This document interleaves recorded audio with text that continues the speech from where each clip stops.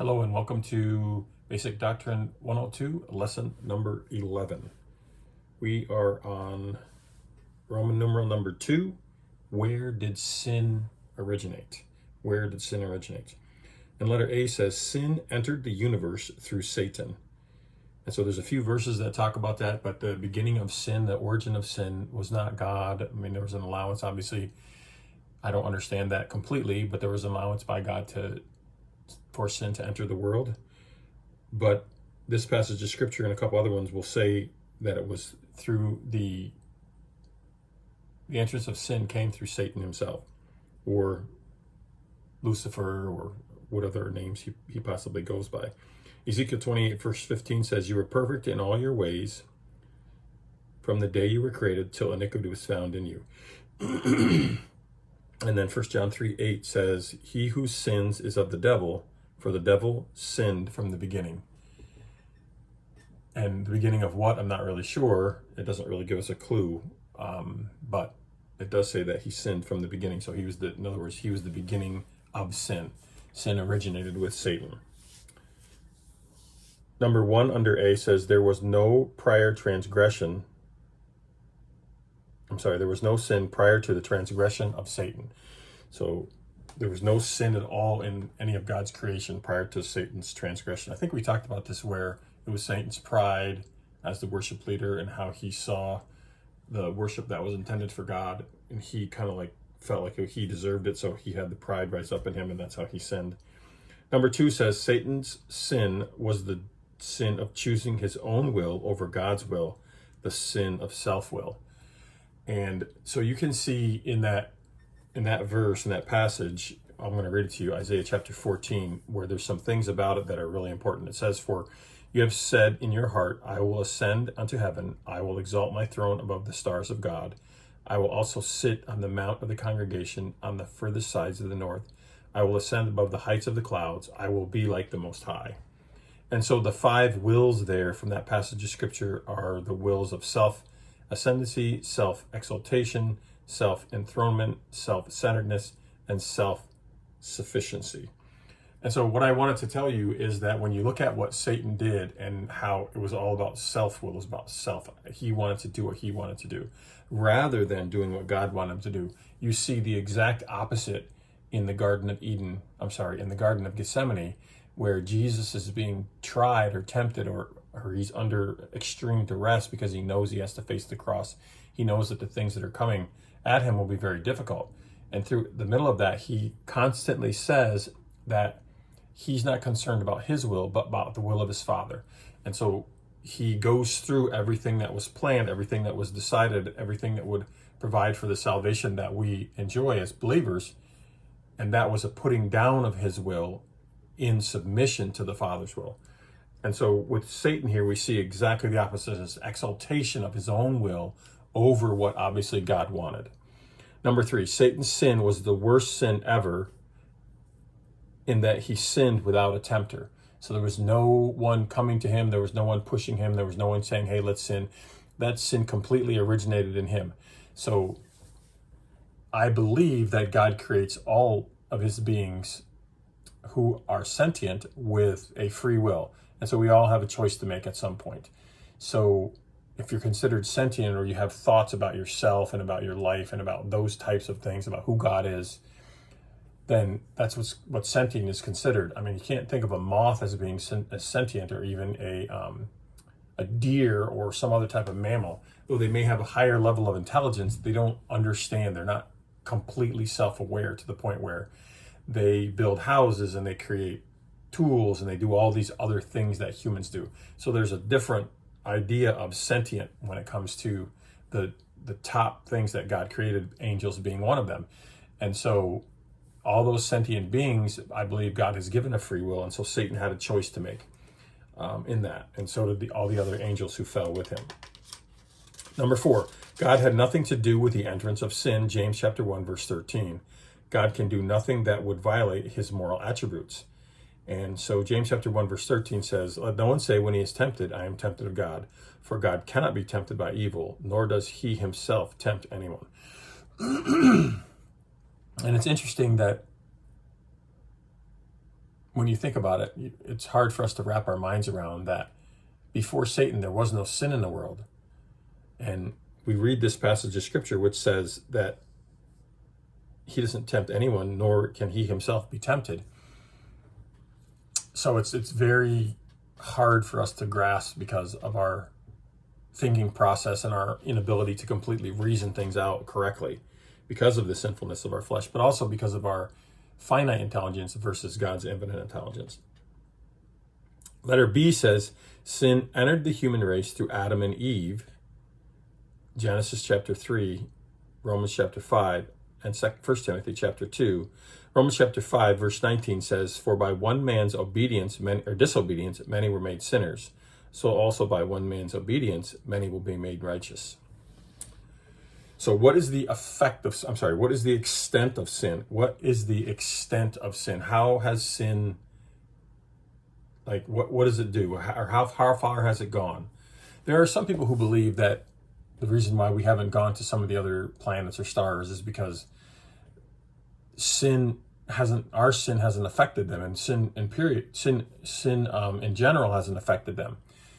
And I agree with what's being stated here. It says sin has affected the entire created universe, because Satan doesn't just have access to the earth. I believe by the fact that he's a spiritual being, he has access to the other planets in the solar system. And there's some apocryphal writings that talk about this war that happened in heaven, and that's why there's a asteroid belt between Earth and Mars. And so that used to be a planet that got destroyed during that war. Whether that's true or not, it's all apocryphal writing. You can take it for what it's worth, but there is a huge asteroid belt between Mars and the Earth. And so, but I believe that sin has affected all of the universe. I don't think you can say, well, we haven't been allowed to travel to Mars or to other places in the universe because they're unaffected by sin, and our sin would affect them. I don't necessarily think that's true. So letter A says, it has affected the heavenly places. Therefore, it was necessary that the copies of the things in the heavens should be purified with these, but the heavenly things themselves with better sacrifices than these. Hebrews chapter 9, verse 23. And then Ephesians 6:12 says, for we do not wrestle against flesh and blood, but against principalities, against powers, against the rulers of darkness of this age, against spiritual hosts of wickedness in the heavenly places. And we know that Satan has direct access to God, even though he's a sinful being, because Job talks about that. So some of the stuff that it's saying here, the heavenly places, isn't necessarily that they're ruling and reigning in heaven itself where God is, but the heavenly places can be anything that's outside of the earth itself, whether that's Mars or, as far out as the universe goes, those are considered the heavens. Letter B, it has affected the natural earth, Genesis 3:17 and Romans 8:22. The earth was cursed as a result of man's sin.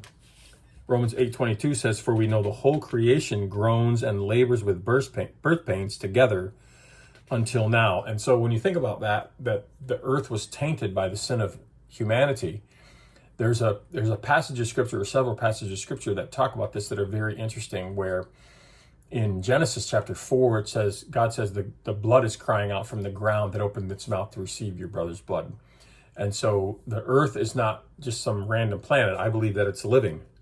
And so it is affected by the sin of humanity, and it causes the whole earth to groan and to be like in labor pains. And so I believe that this is the reason for some of the things that's currently happening in the world.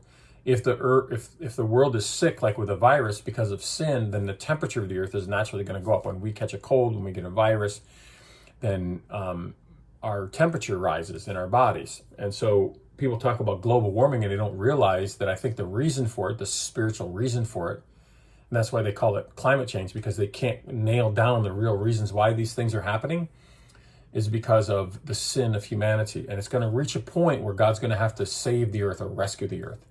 And the reason why I know that's partially true, and I believe that it's true, is because in Genesis chapter 15, where God is talking to Abraham and he's creating this covenant, and he puts the sacrifice down, he cuts it in half, and then he's the only one that walks through. He tells Abraham that his seed and the nation that he's going to birth will sojourn in Egypt for a period of time. And then he gives a reason. He says, because the sin of the Canaanites is not yet full. So like the earth, the ground, the land where the Canaanites were could only absorb so much more sin, and then it was going to have to be cleansed in a way. And so when you see the Israelites coming into the land and their city states that they're attacking, like Jericho and Ai, these are places that are walled cities, which each had their own, quote, king. We would say mayor today, but their own king. And when they went in there, they burned everything. They didn't just like take it over and keep it. They burned those cities to the ground. And I believe the reason for that is because there was a purification that needed to take place in order for them to be able to be there and not be participating in the sin of the Canaanites. Letter C says, it has affected the animal kingdom. Man and animals were in harmony prior to the fall. It was only after the flood that things changed. The wolf will also dwell with the lamb. This is from Isaiah chapter 11, 6 through 9. And the leopard shall lie down with a young goat, the calf and the young lion and the fatling together, and the little child shall lead them. Letter D says, sin has affected the entire race of humanity. Number 1 says that this fact is declared from Scripture. Galatians 3:2 says, but the Scripture has confined all under sin, that the promise by faith in Jesus Christ might be given to those who believe. But the Scriptures have declared that we are all prisoners of sin, so that the only way to receive God's promise is to believe in Jesus Christ. Now that's the same verse in Galatians, only it's in the New Living Translation. Number 2 says, the fact is attested to by the people of the Lord. Isaiah 6:4, woe is me, for I am undone. Isaiah 6:5, woe is me, for I am undone, because I am a man of unclean lips, and I dwell in the midst of a people of unclean lips. For my eyes have seen the King, the Lord of hosts. Number 3, the fact is testified to by the unsaved. Every man has a witness in his conscience of his own sinful condition. Romans chapter 2, verses 14 through 15. They may do different things to deal with the inner feeling, but all sense that it is true, that there's a sin, that you have a conscience, and it tells us that we're doing something wrong. So Romans chapter 2 says, for when Gentiles who do not have the law by nature do the things in the law, these, although not having the law, are a law to themselves, who show the work of the law written in their hearts, their conscience also bearing witness, and between themselves their thoughts accusing or excusing them. Seneca declared, we have all sinned, some more and some less. And Ovid wrote, we have all strived for what is forbidden. Goethe wrote, I have seen no fault in others which I might not have committed. And an old Chinese proverb says, there are 2 good men, one is dead and the other is not yet born.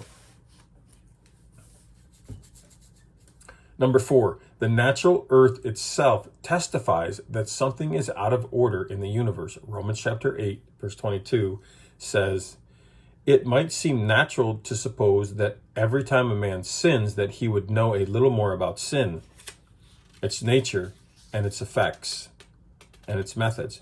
Actually, the exact opposite is true. Every time he sins, he is making himself less and less capable of realizing what sin is, less likely to recognize that he is a sinner. The ugly thing, and this I feel for sure, has never been sufficiently grasped. The real diabolical thing about sin is that it perverts a man's judgment. It stops him from seeing straight. That was James Stewart. That wasn't Romans chapter 8, verse 22. So that was James Stewart.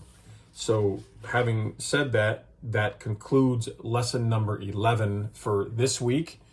And I do want to let you guys know that next week will be Thanksgiving week. And so during that week, I would like you guys to take the week off, catch up any work that you need to catch up. And there won't be a video next week. So we'll pick up after the Thanksgiving week and go back into lesson number 12. All right. Have a great Thanksgiving and God bless.